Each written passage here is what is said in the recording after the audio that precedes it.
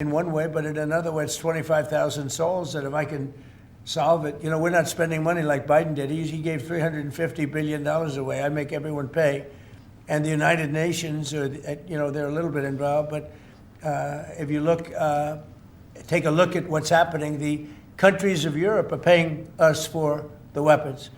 So we have NATO paying, we send missiles over there, they pay us in full. It doesn't cost us 10 cents. And we make money, I guess, but I don't even want to talk about that, because what I really want to do is save those people from dying. They lose, Mary, can you imagine 25,000 to 30,000 people a month? That's like a stadium full of people every single month. And, I was blessed with something where I can get these things done. Got 8 of them done. I thought all 8 were going to be more difficult than this one. I thought my relationship with President Putin would give us a, much easier road, but there's tremendous hatred between Zelensky and Putin. Tremendous hatred. I mean, it's a shame, but it's taken longer than we thought.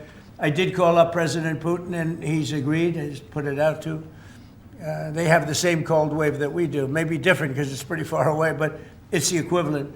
And Ukraine's a very cold country. It's much colder than us. It's colder than, they say, on average, it's Canada or colder.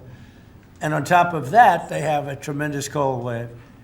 And I asked him if he wouldn't shoot for a period of 1 week, no missiles going into Kiev or any other towns, and he's agreed to do it. So it's something. What about Iran's nuclear program? Do you think Mr. Witkoff can get a deal on that? Well, we're talking about that. We have ships heading to Iran right now, big ones, biggest and the best. And we have talks going on with Iran. We'll see how it all works out. Mr. President, when did you speak with Mr. Putin? President, the Pentagon released National Defense Strategy last week, and it says Where are you from with that nice I'm accent? from Europe, Good. from Lithuania, Baltic states. Good. National Defense Strategy says that U.S. will provide critical but only limited support for European defense. What does that mean, limited support? Will the U.S. still provide? Well, we get along very well with Europe. I do, because, don't forget, I got the GDP lifted from 2% to 5%. Nobody thought that could be possible. And they're giving us a lot of that money. We have the best military equipment. We're selling it to NATO. But I get along very well. But Europe has to be careful because, there are those that say it's no longer recognizable between immigration and energy. There's so much potential. In UK, you have the North Sea oil, and they basically close it down. And then they buy energy from Norway, which is the North Sea oil. So you figure that when Norway's got trillions of dollars, they have to be careful. You need energy, and you can't do the windmills because the windmills, you're supposed to make money with energy, not lose money. So I'm very disappointed. I love Europe. I love the people of Europe. And they have to be very careful. They're at a tipping point. You have tremendous immigration problems, and you have tremendous energy problems. It's a bad combination. So. Mr. President, thank you, Mr. President. Kristi Noem just announced that you're deploying body cameras to Minneapolis. What's your thinking behind this decision, and do you want to see this? Well, it wasn't my decision. I would have, I leave it to her. They generally tend to be good for law enforcement because people can't lie about what's happening. So it's, generally speaking, I think 80% good for law enforcement. But if she wants to do that, I'm okay with it. Remember one thing, we closed the border. I got elected on a disastrous border, and we have nobody coming in through our border anymore. We had 25 million people come in 4 years through our border. Many of them were murderers and drug dealers and mentally insane from mental institutions and insane asylums. And now we don't have anybody coming in. For 9 months now, they actually report 0. We have 0 people coming in, which I find hard to believe, but the Democrats do that report. They tend to be left-leaning that do that report. So I assume it's true. And if it's not, it's a very tiny amount of people. But we basically have a tremendously perfect, strong border. And also crime levels are at the lowest point they've been in 125 years. Since 1900, we have the best numbers. And that's despite the fact that we had a lot of criminals and murderers. 11,888 murderers came in. And we have the lowest numbers that we've had in 125 years. So, we're doing a good job. If she wants to do the camera thing, that's okay with me. Mr. President, there was one homicide in D.C. during January. Do you think this is due to your efforts, and do you think blue states should see this as a sign that they should cooperate with you? Well, if there was one, I mean, we haven't had one in a long time. DC has become a very safe, there was a in-house homicide. It was in-house. It was a dispute within a family. We have had virtually no crime in DC. DC is now considered a very safe place, and it should be. It's our nation's capital.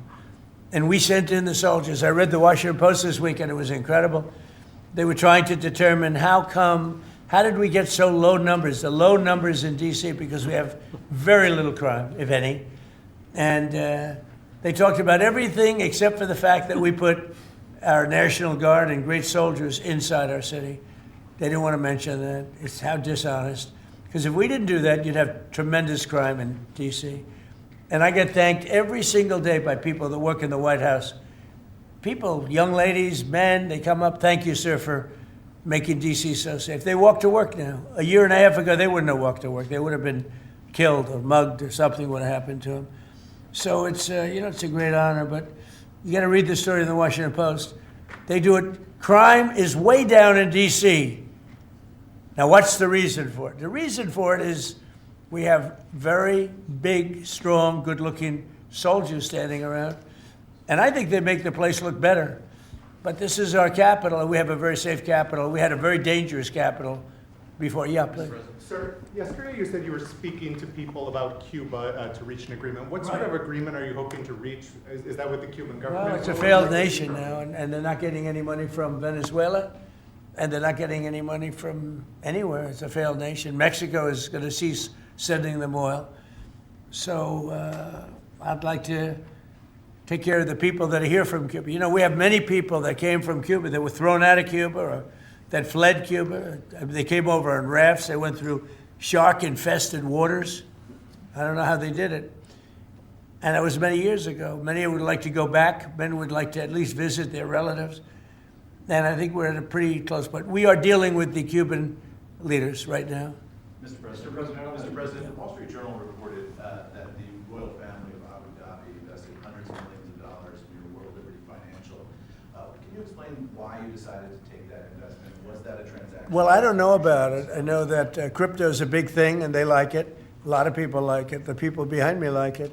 My sons are handling that. My family is handling it. And I guess they get investments from different people, but I'm not. I have all I can handle right now with Iran and with Russia and Ukraine and with all the things we're doing. So I don't know exactly, other than, I'm a big crypto person. I'm the one that probably helped crypto more than anybody because I believe in it. And the reason I believe in it is because if we don't do it, Scott, I think we can say then China's going to do it. Right? Yes, sir. If we don't do crypto, then China's going to do it. And it's just like AI. We're leading AI by a lot. And if we weren't leading, China would have led. They're very capable. They're very good. What do you have to say about that? You've made America the digital asset capital of the world. We did the Genius Act for stable coins. Many of the people standing up here are working on the Clarity Bill to I hope that gets done. Market structure. Yeah. And we're bringing U.S. best practices to an exciting new industry, digital assets, innovation, and it spreads everywhere. So the U.S. And do you agree that if we didn't do it, China and others would, but China would? Oh, China would have had the lead, and then others around the world in terrible jurisdictions would have been doing it.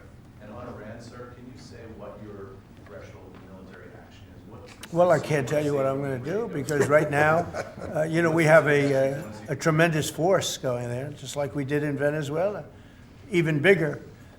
And they'll be there soon, and I'd like to see a deal negotiated. I don't know that that's going to happen, but I mean, if I knew, I wouldn't be able to, I wouldn't tell you. I'd be very foolish if I would tell you. But right now, we're talking to them. We're talking to Iran, and if we could work something out, that'd be great. And if we can't, probably bad things would happen. Mr. President, there's two polls out Yeah, today. please. On the government shutdown, do you think there could be a resolution of this issue? And have you gotten do. assurances from House Republicans? Well, I spoke with Speaker Johnson. I spoke with Leader Thune, and I think they're pretty close to a resolution. We were at 5.6% GDP, and we lost 1.5 points because of the 42-day shutdown. Think of that. We would have been at 7. Nobody ever saw a number like 7. And I think, Howard, probably 1.5 points was the number, right? 1.5 for the shutdown. Exactly right. and it's very bad for our country. But despite that, we have the highest numbers we've ever had. You know, we're doing well. We're going right through it. But I will say that I spoke with Senator Schumer numerous times, and I don't think they want to see a shutdown either. Mr. President, are you going to sue Trevor Noah? Last night in a post, you alluded that something could be coming. Yeah, his well, way. he said that I spent time on Jeffrey Epstein's island. I didn't. I mean, he's a lightweight, this guy. He's a terrible, I think he's terrible. I thought he did a terrible job at the Grammys. I thought the whole Grammys was terrible. I watched part of it. It's not watchable.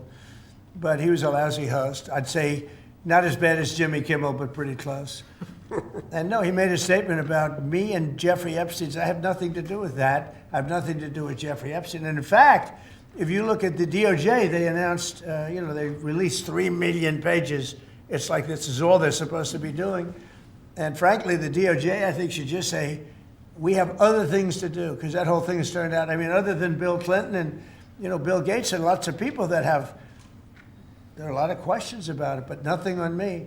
But it was even sort of better than that, because they found that Jeffrey Epstein and this sleazebag writer named Michael Wolff were conspiring against Donald Trump to lose the election. So Epstein was conspiring with a writer for me to lose the election. So right there, you know that I had nothing to do with this guy. But yeah, it's a terrible thing. The amount of time that's being wasted. When Epstein was alive, like 10 years ago, nobody cared about it. But they're only doing it. But now it's really hitting back on them, because Bill Clinton is such a big part of it. The Democrats are pushing it. And the problem is that it's turning out to be the Democrats that were with and conspired with Epstein. So I think you're probably going to see a little pullback from them. But think of it. They were working together to try and help me lose the election. But this is the Oval Office, so I guess that didn't work out too well. Okay, one more question. Sanctuary cities. Mr. President, do you have an update on U.S. troop level in Europe? Are you planning any force reductions? Now, we have a great relationship with Europe. We have a great relationship with our troops. One of the best things that I can say is that if you go back a year and a half ago, so I'm running for election, they had the worst recruitment numbers in the history of our country. Nobody wanted to join the military, or nobody wanted to join the police. Nobody wanted to join the fire departments.